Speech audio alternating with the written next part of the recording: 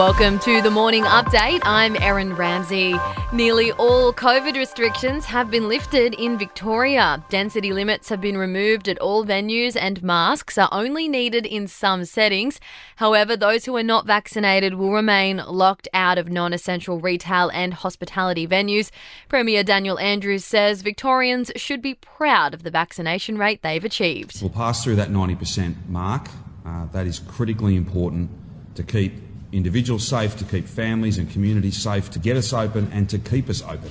Anti-vaxxers are actively targeting school students now in Western Australia. WA Premier Mark McGowan says anti-vaccination activists have been approaching students on campuses, trying to persuade them against getting the jab. All I'd say is some of this extremist behaviour is verging on urban terrorism. It's demented, it's deranged, it's outrageous. Police are resuming their search for the remains of William Tyrrell in bushland on the New South Wales Mid North Coast this morning.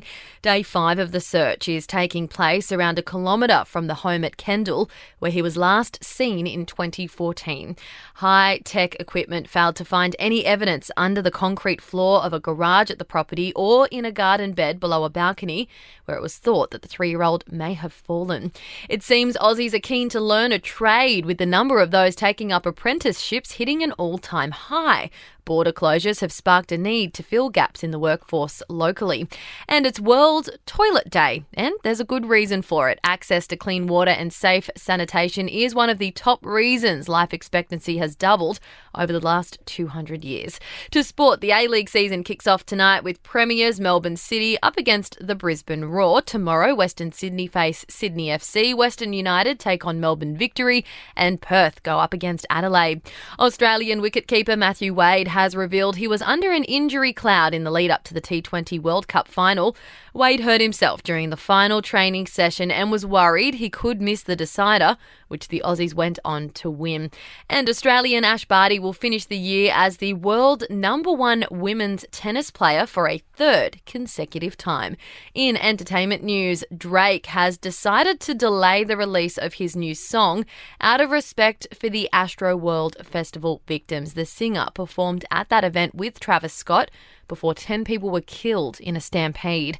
Kim Kardashian has flown members of the Afghan women's youth soccer team and their families to safety in the UK. The reality star and her Skims brand forking out the money for the charter flight from Pakistan. And Madonna's former Miami mansion has hit the market for over $31 million. The seller, a German shepherd named Gunther, who inherited the property along with a $500,000 fortune. That's your latest from the Nova podcast team. We'll see you this afternoon for another episode of The Update.